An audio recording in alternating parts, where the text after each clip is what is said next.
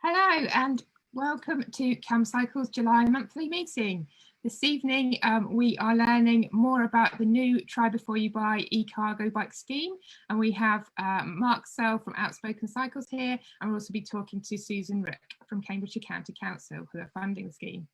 I'm Anna Williams, Camcycle's Communication Officer, and I'm also joined by Rosamond Humphrey, our Administrative Officer, today our Executive Director and online monthly meeting guru, Roxanne, is away on holiday, so please excuse any technical wobbles our end.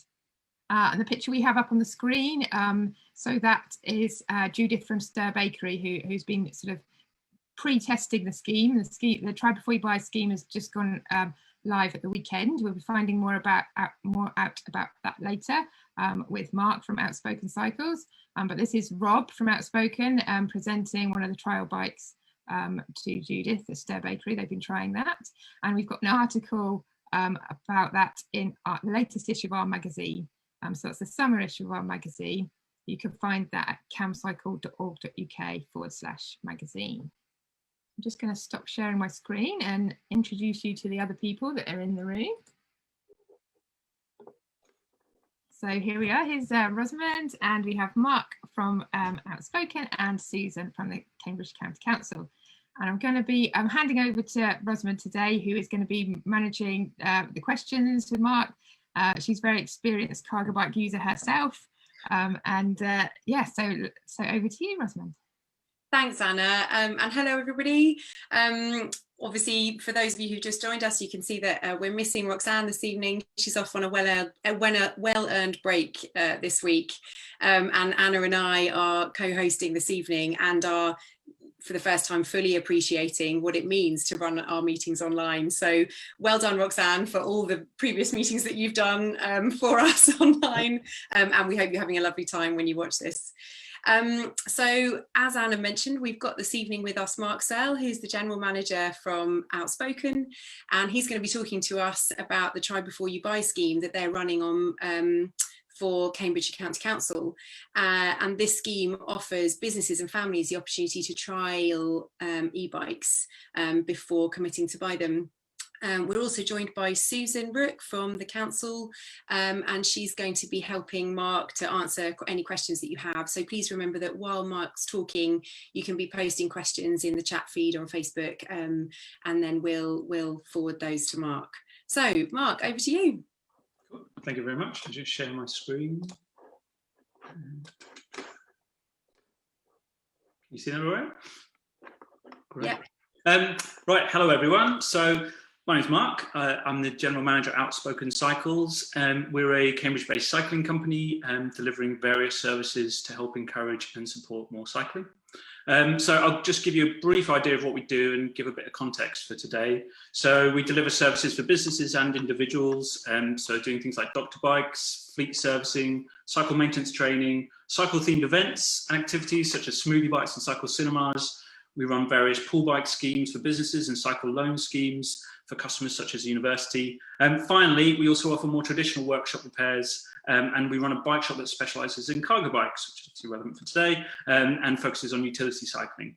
We're also the sister company of Bikeability provider Outspoken Training and last mile logistics company Zedify. So we grew out of Zedify in 2012, and a number of team are actually ex-couriers. So today I'll be talking about the new scheme, which Rosie and Anna have mentioned. So it's called the Try Before You Buy cargo bike scheme. The scheme is actually one of 4 initiatives run by Cambridgeshire County Council and Cambridge City Council, and funded through the DfT e-cargo bike grant, which was released in 2020, with running costs funded by the Greater Cambridge Partnership. So the £2 million DfT funding has been really an amazing opportunity for 18 local authorities across the country to acquire 100% fully funded e-cargo bikes up to the value of £200,000 per local authority for a broad range of projects, and so helping to establish and grow cargo bikes use really across the country. For the 4 Cambridge initiatives, the first scheme is a Try Before You Buy, which is the one I'll obviously be talking about today, which is for families and businesses, and which we run by ourselves. The second 2 schemes are a residential sharing scheme and a business e-cargo bike scheme, so a pool bike scheme, which will be spread, those 2 schemes, across 15 bikes, which we'll also supply and be maintaining. The final initiative focuses on last mile delivery with 4 EVE quadricycle delivery bikes. I'll just change the slide. There you go, you should be able to see one of those there, a little bit pixelated.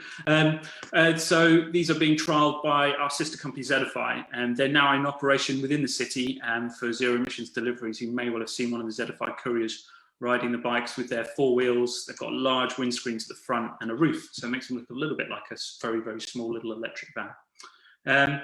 So moving on to the Try Before You Buy scheme. So the scheme is designed to give both families and businesses the opportunity to test a cargo bike for an extended period of time. That's really critical, with support and advice helping to facilitate the test. The scheme is comprised of a fleet of 8 bikes, so 4 for businesses and 4 for families. Families will be able to borrow the bikes for 1 to 2 weeks and businesses for 1 to 2 months. And this extended time, as I said, is really key and what sets it apart from other opportunities. The cargo bikes, obviously, cargo bikes in general, especially electric ones, aren't cheap, as many people know. E-cargo bikes for families range from approximately £3,000 to £6,000, while a commercial e-cargo bike can be much more, so £3,000 to £12,000. So it's quite a significant cost. The scheme primarily affords people the time to test different approaches to using the bikes, checking how they embed within family routines or within business operations. Families might want to test different routes. They might want to check the nursery and school runs. They might want to check if both partners are happy with the bike. One might love it, one might really hate it. Particularly 2 and 3 wheels can really split people. Do the timings work for the distance? And does it actually work with when you have to be able to get to work if you've got to drop the kids off on the way? Or what are the bikes like in different weather conditions? And all much more than a half-hour, an hour-long test ride in a shop. And then finally, obviously, how easy are they actually to live with in terms of locking them up at home? Do those handlebars really fit through that gate or not, for instance? For businesses, we anticipate the uses of the bike will be more complex and require more time to hone and practice. They may want to check delivery routes and times, and they might want to assess rider training needs or test different loads. With the anticipated need, we're given businesses significantly longer, so that 1 to 2 month period as opposed to that 1 to 2 week period. And businesses will be able to switch within that period if they want to test another, allowing some comparison. We think that's really, really important, especially testing different routes and loads, for instance. For both families and businesses, we want to eliminate doubt. So participants should be able to finish their trial and understand if an e-cargo bike works for them, and if so, what kind of bike or bikes they might need. So, obviously, as you are no doubt aware, Cambridge has a large uptake of cargo bikes, relatively speaking, especially for families, and in many ways is an example to other cities in the UK. However, we strongly believe there is so much more opportunity, especially for businesses. The city has many features that do lend itself to cargo bike use. The city is very flat, which is actually a huge help with heavy loads, helping to extend battery life considerably. So it's really a really big deal for a cargo bike. The city is also relatively small, with a compact centre and with many city cycle routes into the city. We've also already got a very high use of regular cyclists, as you all obviously know, which is also quite helpful in terms of shifting to cargo bike use. However, the city is also conversely very congested, especially after rapid growth. This has always been an advantage for Zedify, whose couriers can offer new cycle paths. And for cargo bike riders generally, it's actually often quicker to ride your bike across town than it is to drive, whether your cargo be children or parcels, particularly in rush hour, that you can make use of all those routes that aren't available to drivers. In terms of the wider context, Outspoken Cycles is the third specialist cargo bike retailer in the city, which is really an indication of demand in many respects, with the first opening in 2005, so in the same year as Zedify. While cargo bikes are a common sight throughout the streets on the morning school run, we are now also starting to see a number of small local businesses outside of last mile logistics making use of cargo bikes, from bakeries and cafes to gardeners. We've got Oxwash here, with specialist laundrettes, window cleaners, carpenters, and even pest control. However, while cargo bikes are relatively common, it is all relative, and there is a huge amount of growth to be made through overcoming a number of barriers, especially for businesses. Really key is awareness. Our experiences, businesses especially, don't even consider an e-cargo bike as an option over an alternative such as a van, particularly if they aren't a cyclist. We hope the scheme will bring that awareness. To tackle this, as part of the scheme, we'll be attending regular promotional events, COVID-19 allowing, where we plan to showcase the bikes and get people test riding them. we find there's an assumption that the e-cargo bikes are heavy and hard to ride, when in reality, with the motors, they're very easy and surprisingly light and maneuverable. Riding them firsthand, we find is a great way to rapidly alleviate concerns for businesses and families. We also know many businesses aren't aware of the potential savings and the operational gains that come with an e-cargo bike. There's no costly van, very low running costs, the ability to widen their recruitment pool to non-drivers and those too young to insure on a van. And finally, the ability to store and park the bike in smaller and cheaper spaces. For one business customer, he told us compared to a van, the reduced cost, ease of training and lower running costs had all allowed him to make the difficult jump from a sole trader to a team of 2, which he otherwise wouldn't have dared to do. As already mentioned, a significant barrier is cost and that outlay initially. While there is no escaping this, it's important that participants are aware of savings versus the alternatives of a car or van and the various options for leasing, finance and the cycle to work scheme, which is obviously for individuals rather than businesses.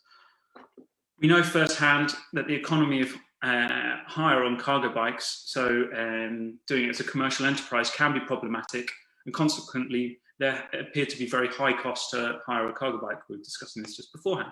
So £500 to £600 a month is a common amount for an e-cargo bike hire. That's a significant amount of money.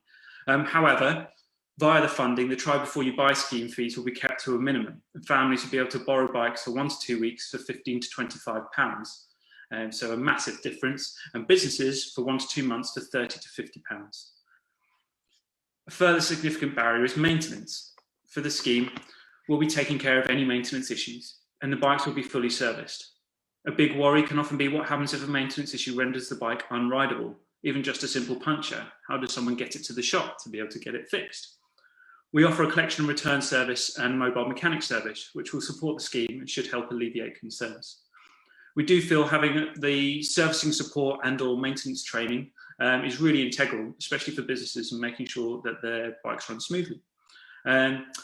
Especially businesses will be doing, we often see very significant high mileage if they're used on a regular basis, and so they do need that regular maintenance. Having one or more local companies, and we're obviously not the only one, there's many in Cambridge, being able to do this is a really big help and will help support it.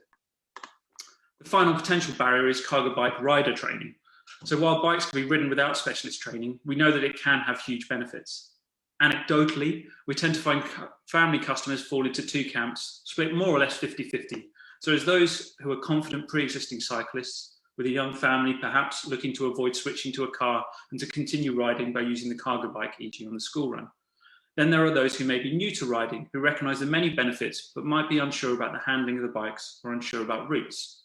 For this, our sister company Outspoken Training offer bespoke one-to-one cargo bike rider training, which is really an invaluable tool, and we're very lucky to have it here.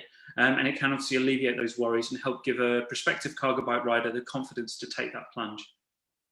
For businesses, where bikes are often larger with heavier loads, we believe training can add a phenomenal amount of value, giving rider confidence and awareness, both in roadcraft and bike handling with a heavy weight. It can also give business owners and managers the confidence that their riders have the skills to ride the bikes, particularly with very large trikes, and help alleviate any fears. So in terms of bikes themselves, the 4 family bikes are split between 2-wheeled Baboo City Mountains and 3-wheeled Baboo Curve Mountains. So just bring a couple of examples up here, and so you can see in the slide. In terms of the bikes themselves, we often find there is a split between which people prefer. So some prefer 2 wheels, some prefer 3, and it's often quite an opinionated split. So it's really important to make sure that we have those 2 options there for people to try. The bikes will come with rain tents. You can see the one on the left as an example. All bikes will come with rain tents and any specialist seats they require, so if they've got particularly younger children.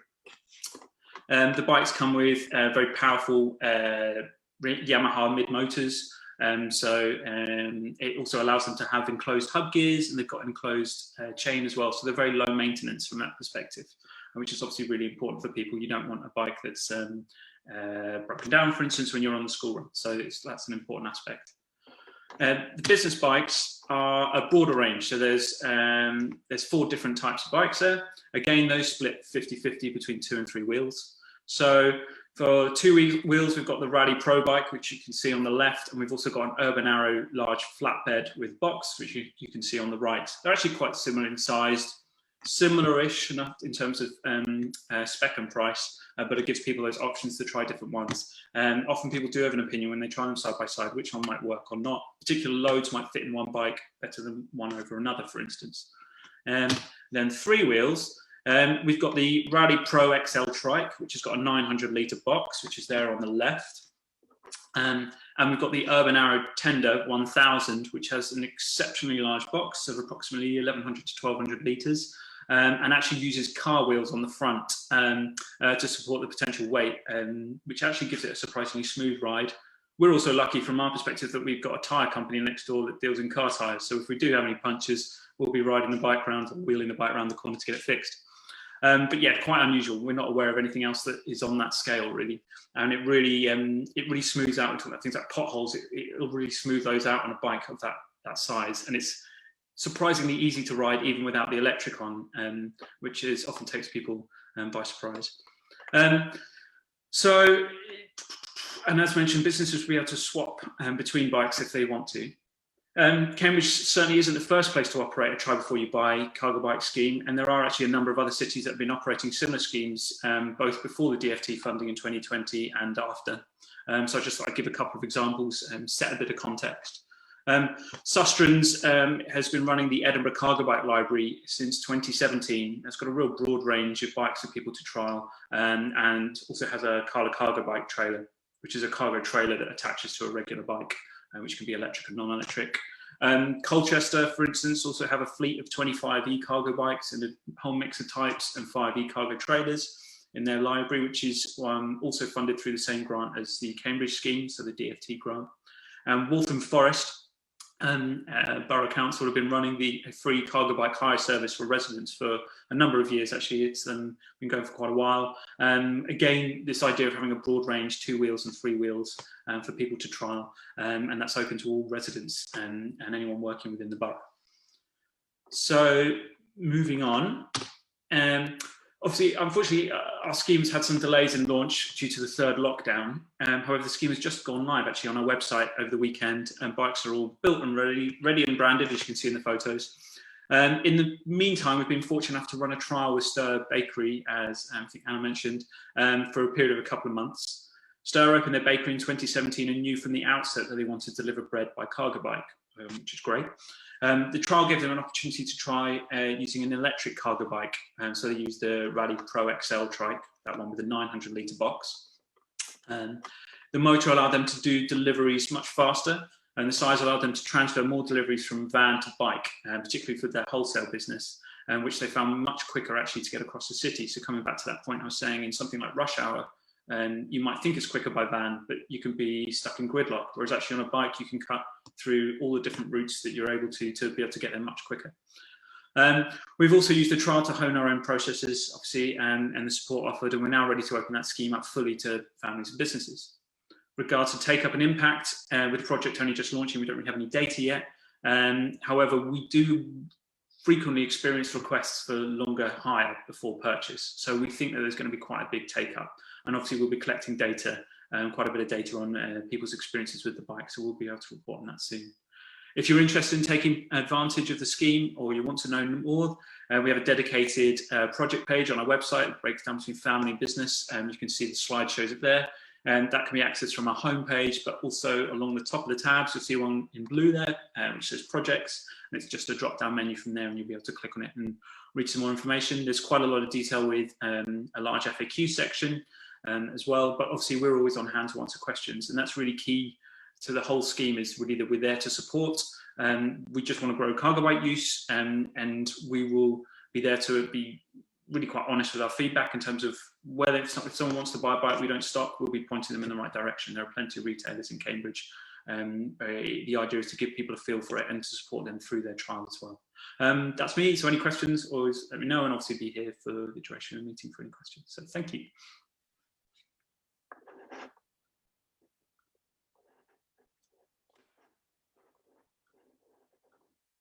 Thanks, Mark, for a real sort of blow-by-blow sense of what the scheme looks like and how it works. And it's great to hear that, you know, things are up and running already in other parts of the UK too. So the model, we can already be confident is going to work. And given everything that you've said about Cambridge being a place that, you know, it is good for supporting cycling in so many ways, that we can be hopeful that it's going to be really successful. I suppose my first question is, assuming the scheme is really successful, how do you see it sort of developing in the future? What would be the sort of next phase of a scheme like this, do you think? And that either Mark or Susan.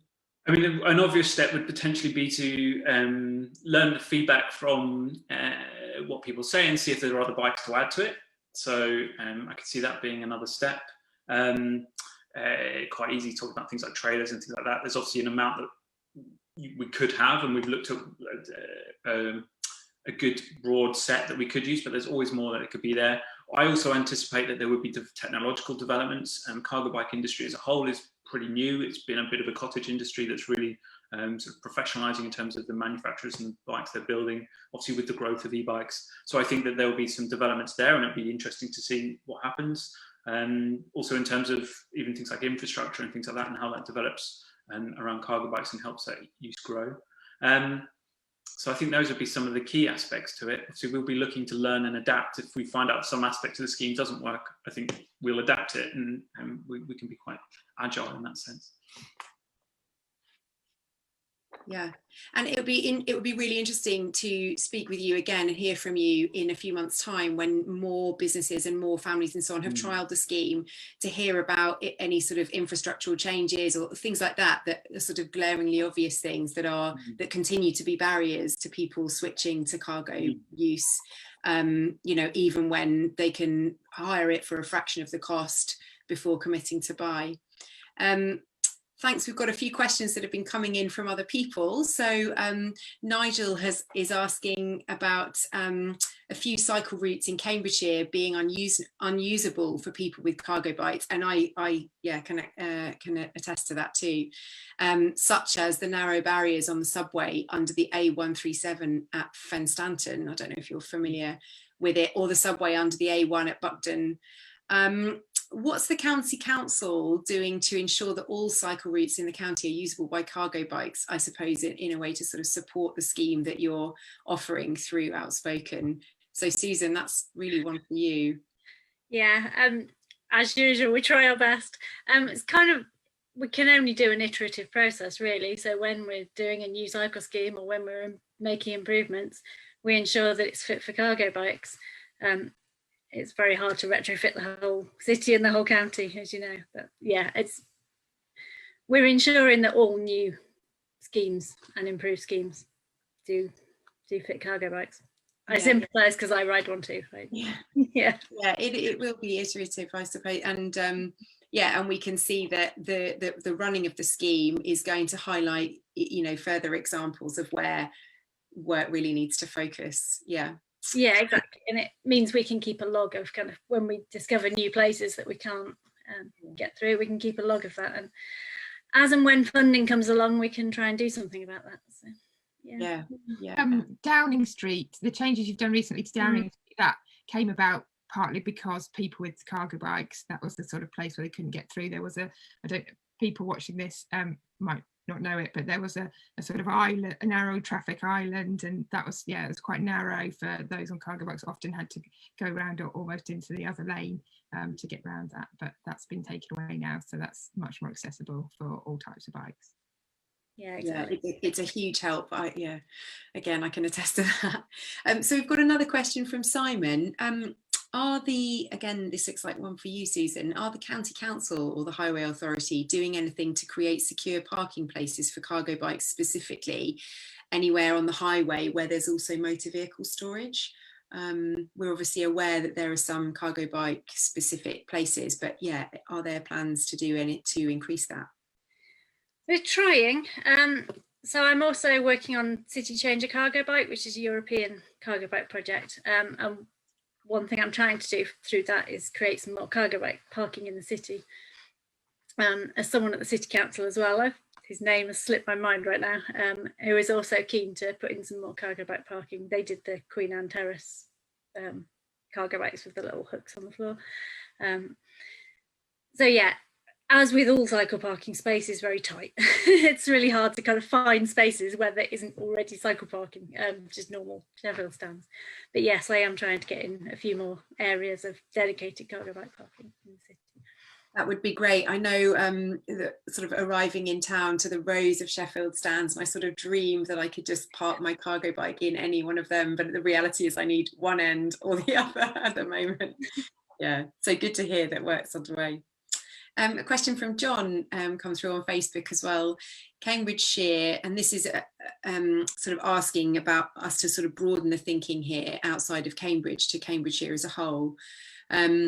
He points out that much of Huntingdonshire is flat and also ideal for cycling. So what are the prospects for extending this scheme to the market towns that's in Cambridgeshire, such as Huntingdon, St Ives, St Neots and so on?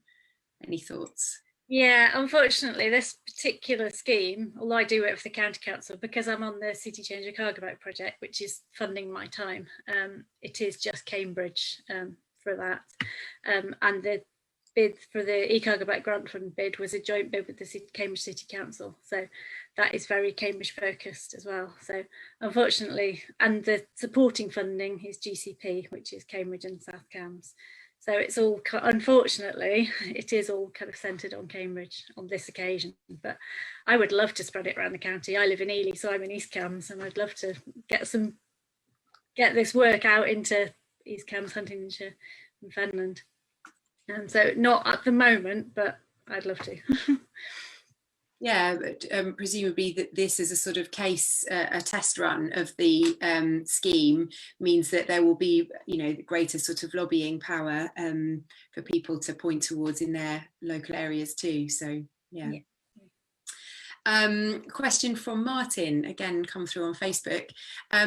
He heard recently that Outspoken had stopped deliveries at weekends, which is perhaps having an impact on some businesses' confidence in replacing vans with cargo bikes. Is that correct? Is this just a sort of, is this a yes or a no? Have Outspoken stopped deliveries at weekends? When you say deliveries as in for Zedify, is that?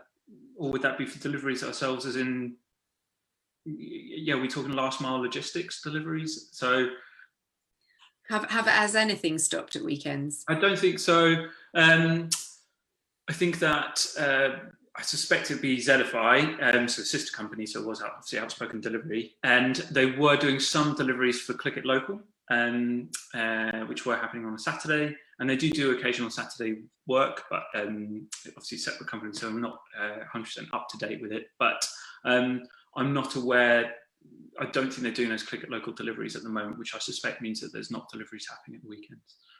Okay, can you talk about why that might be? I'm just wondering if that's sort of key to the answer, or maybe that's not. I think it's, Click It Local have their own cargo bike, so I think they're doing it in-house, so I think that's why there's been that shift. So I think with them moving to do that, and I think a large amount of Click It Local is off, obviously on Fridays and Saturdays and over that weekend period. So I think consequently there's potentially be just a volume thing, I suspect. Okay. We've got a question from John Morris through Facebook again. Again, possibly for Susan. He's talking about the Hunts Walking and Cycling group, which has over 1,400 members, so not far off the Camcycle numbers. 61% of those are female, and they'd like to support the rollout of cargo bikes to promote active travel. And their question is, how can we help you, Susan? Perfect. I'd love to get in touch after the meeting and yeah, follow that up afterwards if I can. Yeah, that'd be great. I can do something to facilitate that for you and John Morris on behalf of the Hunts Walking and Cycling group. Yeah, that would be great. Oh, yeah, I'm happy to do this.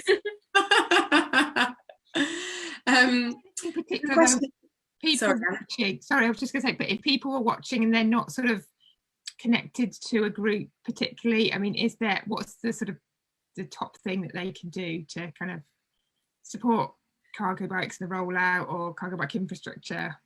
It's quite a big question, but talk about them.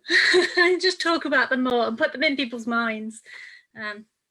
Yeah, I think that's, you kind of need to see them out and about for people to kind of think, oh, I could do that. And yeah, it needs to be a real thing for people. So talk about them.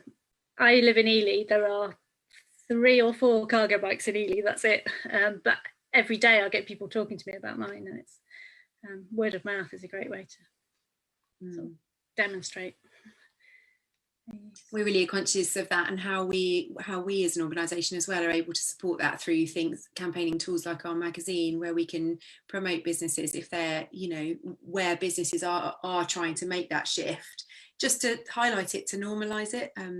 So yeah, that's one of the ways we try and help. When families are thinking, oh, because I mean, I got mine because my children were starting school, and I thought, how am I don't own a car, how am I going to get into school? I'll get a cargo bike. And it's, if you're having that conversation, if people are considering, do I need a car to do this thing? Do I need a van for my business? Or I would like to expand my business. Just putting that seed in their mind that you could use a cargo bike, and set them thinking, word of mouth, and set them thinking, I could use a cargo bike for that.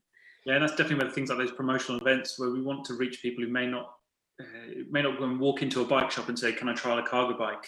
We want to be at those events where you might have people walking past and they're there for a completely different reason, and we want to be able to say, well, why don't you try it? Come and talk to us, have a go, see what you think, what's your experience, and so on. So I think it's definitely reaching, it is that awareness thing, like you're saying, Susan. Word of mouth can be such a good way of raising that awareness.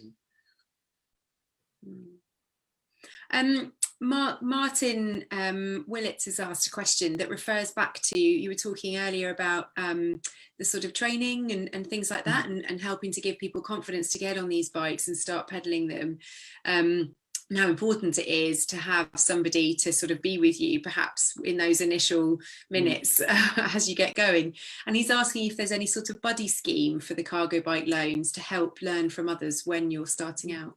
It's a really good idea, to be honest with you. It's not something we considered, just simply because we haven't thought of it. So I mean, it's quite a nice idea, or particularly collecting a list of willing people who might be happy to help somebody or answer those questions, or rather than speaking from us as a shop, be able to speak as an actual user. We'll certainly be building a case study bank as part of the resource that we've got on our website about the project, but that's not quite the same as somebody actually, you know, being there with you and trialing the bike. So I think it's a really nice idea. It's something we'd definitely have a look at. I would say I was talking to our shop manager Rob, who's obviously in the opening photo, and he was talking about that real importance at the beginning of a test ride, to really build that confidence. And like you said, Rosie, those first few minutes are really crucial, because people are acclimatized to riding them quite quickly. It's just if they're you need to be able to give that confidence so they can adjust to it. And with each bike, each time I jump on a different cargo bike, you have to relearn that handling. Even if you've ridden it regularly but haven't ridden it for a few months, that there's an adjustment there, and it's making sure that people really understand that that's okay, and that they try the bikes in a comfortable and safe environment to do that. But the buddy system sounds great. I think we can. Oh, nice one, Martin. Adding to the scheme. There's a question from David higher up in our, from earlier on in the questions. So sorry, David, it's taken me this long to get to you. That he points out that the government gives a subsidy for buying e-cars. Is there a similar subsidy for e-cargo bikes? Susan?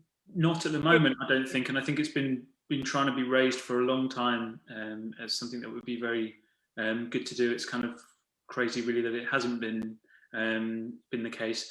The DFT grant originated in being a subsidy for businesses, specifically giving them 20% off an e-cargo bike, and there was such a low uptake that the money was reappropriated to be given to local authorities.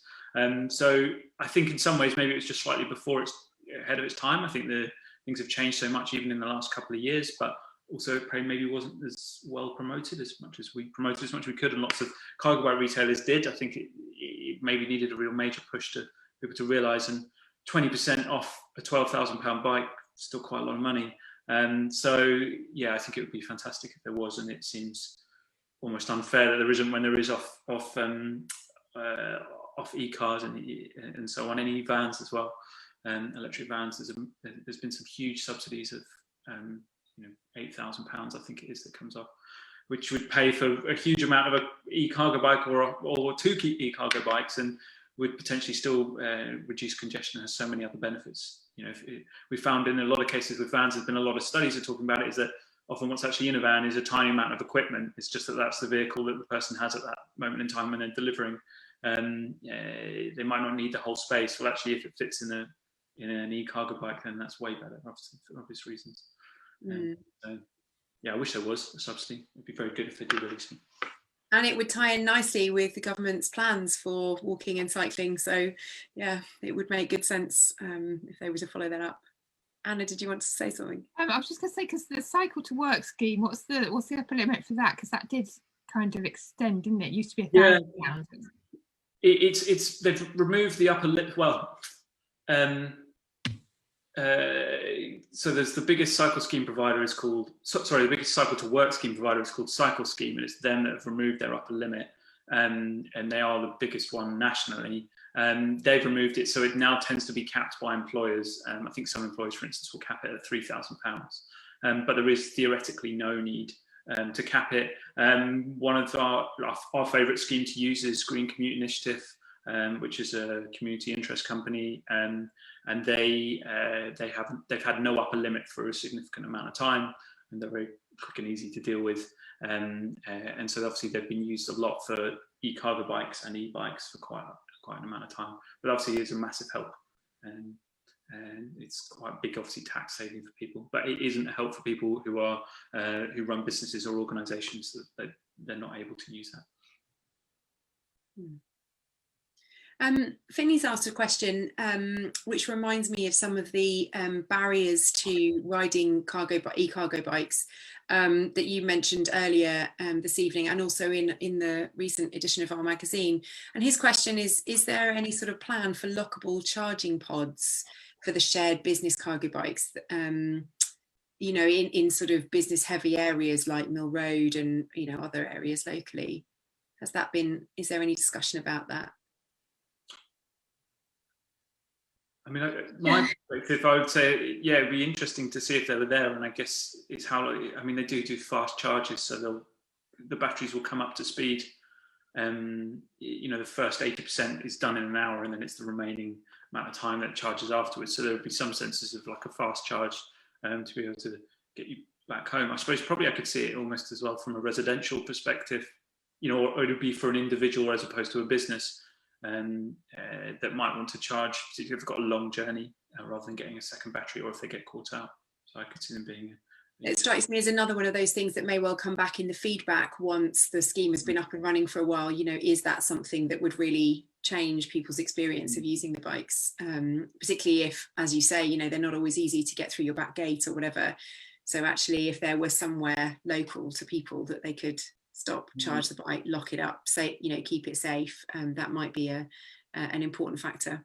I mean, I think the key thing there is storage, actually, and is storing them almost more than charging, because often you can take the battery out and charge it in your home or in your work, on your office or wherever, but if you can't store the bike and you've got nowhere to store it, you might be the keenest person in the world for a cargo bike, but leaving out an e-cargo bike with high value out on the street is really problematic, or could be in a high risk area. So I think storage would be, even if it didn't have charging, would be fantastic. Certainly a very hot topic at the moment as well.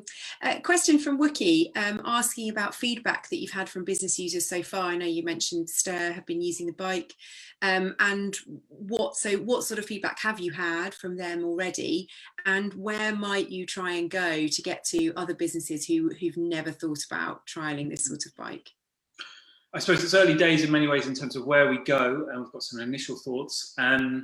But in terms of feedback from Stir, yeah, really enjoyed they really had their prior experience of a non-electrified cargo bike. So there's a big difference there, and then a change in capacity. So they enjoyed the electric.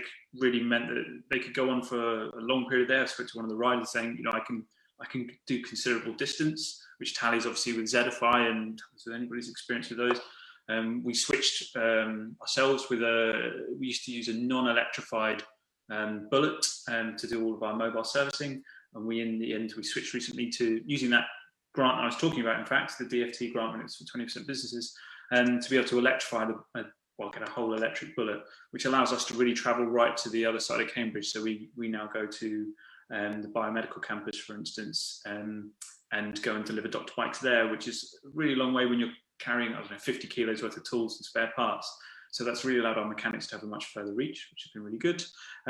So yeah, stir for them, it's really critical, and being able to, the high volume as well, being able to move those. A lot of the feedback, I guess, mentioning something like it was a pest control company that used an e-bike with a trailer, and for them being able to access places in the centre of Cambridge without issues around parking and fines and things like that. And also the fact that they've got green sustainable credentials there, that they are really committed to that, and that's actually a way of promoting that and really kind of practicing what they preach in many ways, and making that quite obvious to customers. So that's been a piece of feedback that they really valued. So I suppose, yeah, they're probably the key bits so far. But yeah, it's early days for the scheme really, so it's going to be really nice seeing that. In terms of further reach and how you would access people, our feeling is that for a lot of it, it's there's an opportunity around sole traders, I think, and a lot of our experience has been around that, whether it's gardeners or I said pest control, for instance, where actually a bike like that has the advantages really come into play. The idea that there's they can grow to a second person quite easily is an aspect I hadn't even thought about. The fact that most van insurers require you to be 25, so you then open up your recruitment pool to people under that age. So that's quite important. So I think that's their groups potentially would look at starting to target. It's potentially maybe quite difficult. We think they make a lot of sense, but it's making that argument clear to people that might want to make that jump. And so how are we able to do that? Obviously low fees and people being able to make that jump to the scheme, I think it's good, but it's really how to carry that awareness. So I think for some of it will be targeting events where they're not necessarily cycling events that we would go to. We do a lot of things at Town and Country Show, for instance, or other big events in Cambridge, for instance, where you might have people passing that you wouldn't normally be able to engage. And I think those are places where we'd look to target them, but there are other business groups that we could start to look at as well. So yeah, again, it's something that will be interesting over the next few months to see where there has been successful reach and then to capitalise on those examples. Yeah. Question from Simon for you, Susan, I think. Are the County Council using cargo bikes for some of their services? And if so, is there a kind of bikeability level that employees are having to reach in order to use them? The County Council aren't, as I'm sure you know, they're leaving the city, unfortunately, so it hasn't worked out for them to take any. But this was a joint bid with the City Council, and the City Council have got 4 of the whole bid was 30 cargo bikes, so the City Council have taken 4 of them. There's 2 in each of 2 sites, and they're going to use them for various services. The Parks and Open Spaces team are going to use 2 of them predominantly. And then they've got an events team. They're going to use cargo bike to take stuff around events, really. And I can't remember, there's another service as well that are going to use them. So the City Council, yes, definitely, they're going to use them. They're going to feed back, and we'll get some good case studies from that. I'm not sure about their bikeability training policy. I know they have ordinary pool bikes as well, and I think they're kind of being treated in the same way. I'm not sure about their policy on bikeability. I'm just imagining a world in which all employees are given cycle training just to encourage it and normalise it. That'd be wonderful. There's a question from Simon, a request really. Can we get some cargo bikes to come on a forthcoming cam ride home? Sure, we could arrange something. Yeah. Great. There you go then, Simon. What was it? Go to your main page and then click on the projects section. Yeah, drop me an email, probably is the easiest thing, or drop out to mark@outspokencycles.co.uk or team at, or talk to Rob Turner, obviously, and I'm sure between us we've got enough rattling around the building. We'll have something there, so we've got plenty of cargo bikes to spare. So. Amazing. What a sight to behold. It'd be great. A question from Jim asking about the quad bike, which you showed that Edify, we're trialing it at the moment. Yeah. How interesting it looked as a concept. It really sort of shifts it all to the back, doesn't it? And he's asking whether or not height will be a barrier on some routes locally. Have you had any experience of that?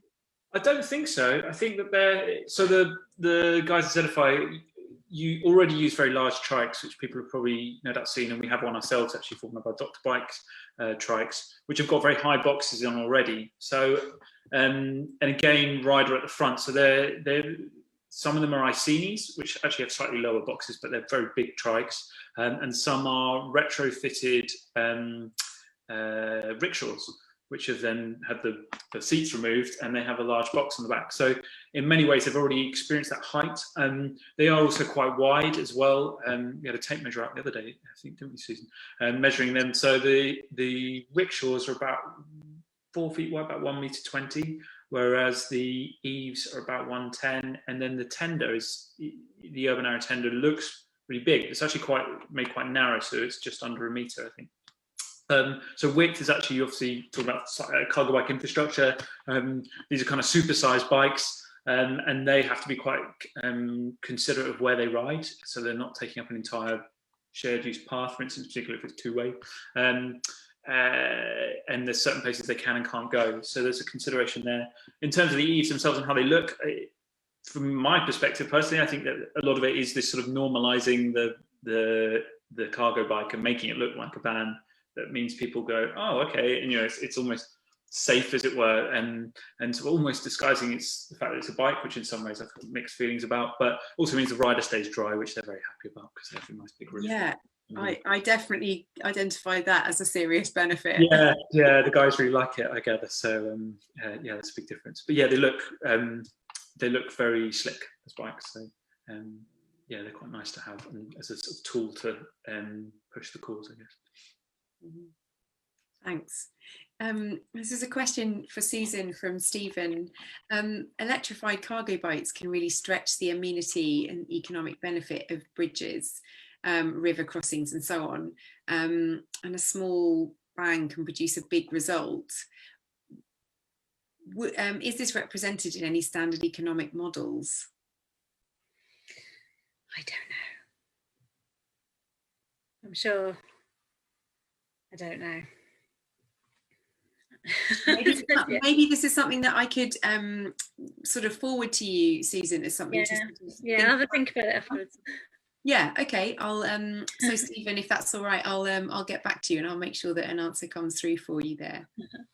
I know, just tying into that, I know in our looking at the local cycling and walking infrastructure plan, we're sort of seeing that some of the kind of assumptions made of how far people would travel will actually, maybe they're kind of underestimates when you take into consideration sort of e-bikes and e-cargo bikes. So maybe that's kind of the sort of thing we're looking at. Actually, people will travel further, both for business and sort of personal journeys.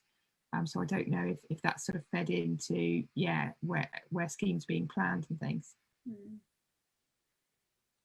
Yeah, don't know. But Stephen, I've made a note and we'll make sure that that's followed up for you. Final question, I think, here from John Morris.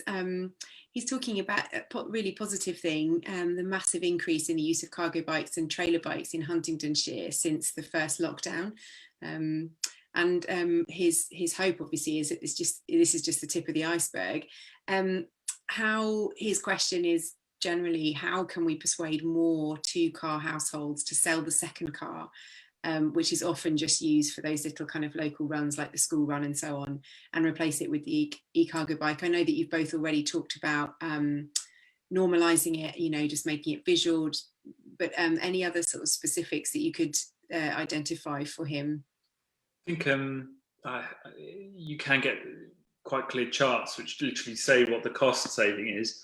And I think sort of from a monetary perspective, when you start to, it's when you really see it laid out in front of you over, you might have an e-cargo bike for 4 or 5 years, this is what it will save you. It becomes quite a powerful argument, combined with getting people out on the bikes and trialing them and being like, isn't this such a nicer way to travel, you know, with your bikes and your kids in front, and or with your shopping, you know, it gives you, there's a huge amount of freedom that comes with a bike. And so I think that sort of head and heart aspect of it is really being able to do that and finding mechanisms to be able to go and do that, and really use those two aspects to really sell it, I guess. That's how I do it. So sharing the stories and looking at the hard data, this is how much it'll save you, this is the environmental benefit. Yeah, but a trial scheme like this, you know, a try before you buy scheme where people can go, you know, go out there and do it, and make it very accessible. Again, I think reaching those people that might not necessarily think about it, and they aren't necessarily people who walk into a bike shop. So, and thinking a bit outside the box as to how to reach them.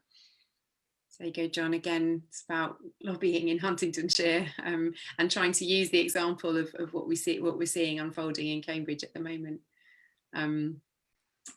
I think we're at the end of questions this evening. Anna, is there anything else that you've spied coming through?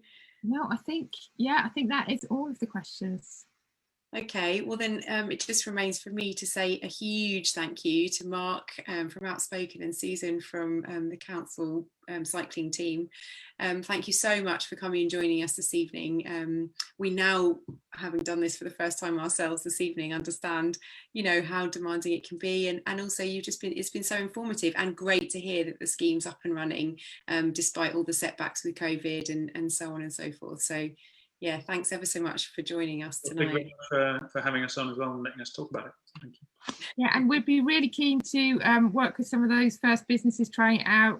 If they want to come and tell us more about how it's like, and kind of raise awareness with even more businesses. Yeah, we're really happy. Fantastic. Yeah, that would really help. Thank you. Yeah, okay. So now I'm just going to pass over to Anna, who's going to talk a little bit about where we're up to with campaigning issues. So stay with us for that, and also the link to the Join the Jitsi meet this evening if you're able to. Okay. Okay, I'll just try and share my screen a minute. Can you see that? Okay. So we've been talking a bit about Huntingdonshire fairly often, and so here's a nice picture from John of Hunt's Walking and Cycling Group, and this is to illustrate the local cycling and walking infrastructure plan. There's a consultation on that at the moment going on, so that finishes next Tuesday. So please really encourage you to get involved in that. Look at the plan. We've put a short link there, tinyurl.com/Camcycle network. So if you go to that link, you'll get to the Cambridgeshire County Council's consultation website, where you can find the local infrastructure plan. You can find a series of appendices which show cycling maps, walking maps, details of some of the things they think should be on the strategic plan for a sort of joined up walking and cycling network right across the county. So you can comment on those. But as well as that, there's an interactive map you can sort of drop pins on and add comments. So if there's a place near you, you think, you know, this really should be improved for walking and cycling, something like in this picture where the cycle route suddenly finishes by a verge, and there's a missing link between Huntingdon and St Ives near the Whiten Garden Centre, I think it is.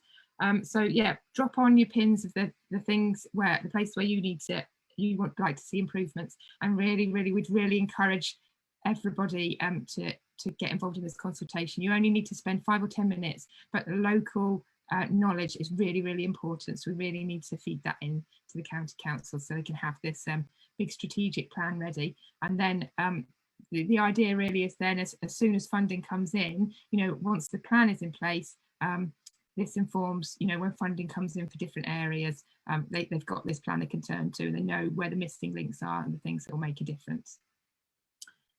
So that's the main consultation we'd really like you to respond to. Then there is another one. So the Greater Cambridge Partnership have just yesterday, I think it was, published this consultation called Cycling Plus. So last week, the GCP did approve the next stage for 4 corridor projects, which are kind of busways with active travel paths alongside, so very similar to the guided busway.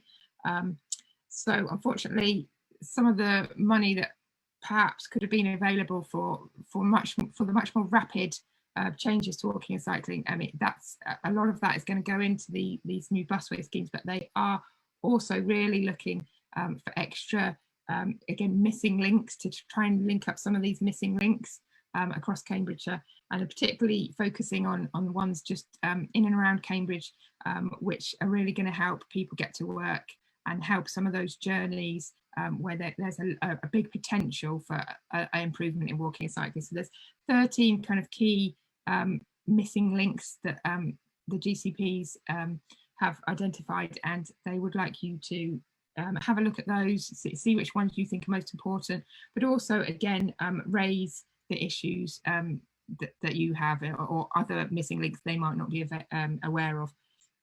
One of the missing links is this one here. This is Butt Lane between Impington and Milton, but there are also other ones. There's Queen Edith Way and Long Road, there's Cherry Hinton Road. There are several across the city, so do take a look at that. And that's like the www is important at this one, so www.greatercambridge.org.uk/cycling-plus, and the deadline for that is midday on Monday the 16th of August.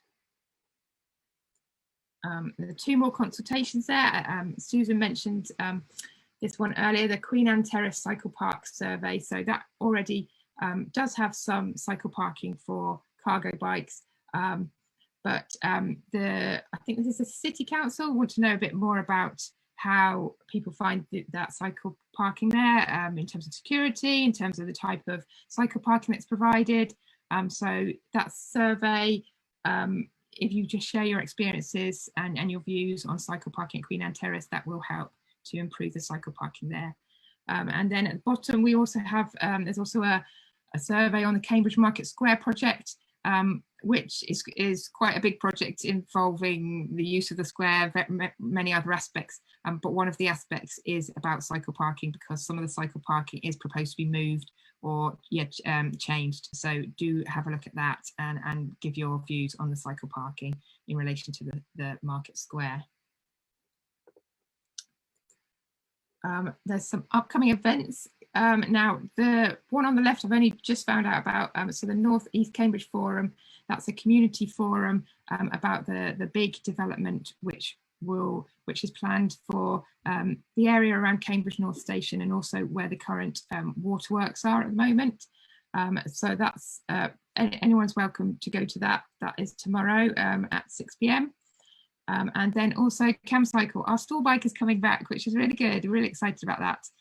So we are joining with Cambridge Carbon Footprint for their Footprint Festival. They're having a stall outside the Guildhall every weekend through July, and we are joining them on Saturday the 17th July to talk to people about cutting their carbon footprint from travel and just everything cycling. We will be particularly promoting our Save Our Cycles campaign, and giving people advice on how to protect their cycle and keep it safe from cycle theft. So do come along and see us then. And if you can volunteer and help us on our stall, we'd love to have more volunteers. So get in touch with us at contact@camcycle.org.uk if you can be a friendly volunteer. And you won't be on your own, and we can give you advice and training and support to do this. We just need friendly faces to talk to people about cycling. On Cyclescape, which is our members forum, one of the topics for conversation at the moment is this planning application. So this is a new logistics hub and a country park in the Cherry Hinton Lakes. And so members are just really discussing what Camcycle's views are on that. I mean, in relation to what we do, we're really thinking about the type of vehicles that might be coming into this big new logistics hub, which roads they'll be using, and kind of how that might affect cycling, and also how the Tins cycle path will be affected, whether that will be closed at any time or affected when the hub is up and running. So if you are a member, please get on Cyclescape on thread 5779 and give us your views on that and help us in our response to that. And you can also go on the shared planning website, which is the link shown there, and that reference will help you find out more about this current planning application. Finally, so last week, the Combined Authority, the Cambridgeshire and Peterborough Combined Authority, so that's the new mayor, Dr. Nick Johnson, so they voted to act on 31 recommendations from the Cambridge and Peterborough Independent Commission on Climate, including pledges to reduce car miles driven by 15% by 2030, and also exclude all diesel vans and trucks from urban centres by the same date. And so that will be interesting to sort of see how cargo bike for delivery could play into that. And also the Greater Cambridge Partnership has said that its next meeting will focus exclusively on the City Access project. And this is a project looking about how to reduce car journeys, pollution, congestion, and improve walking and cycling and bus journeys. So the question really is how should we do this? You know, how can we reduce car miles? How can we improve walking and cycling and bus journeys? And we really need your views at Camcycle. We need you to help us join the discussion about this. You can join us on Cyclescape at thread 5528, or drop us an email, drop us a message on social media. What we really need to talk about is what is the balance of things that will enable us to achieve these goals. So it might be a mixture of low traffic neighbourhoods, road pricing, residence parking schemes, workplace parking levies, more segregated cycle lanes, clean air zones. So what is the mix that Camcycle should be speaking up for and asking our local authorities to you know, tell them to prioritise to reach this goal. And then this is the latest magazine is the summer issue, and if you're a member, you could get that posted through your door. So do join us as a member if you're not already. It's also available to read online at camcycle.org.uk/magazine. And in that, the topic this quarter is Everyday Cycle Chic.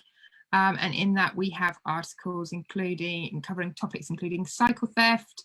We've got an article on 100 years of CTC Cambridge about social cycling, blogging and photographing cycling we're talking about.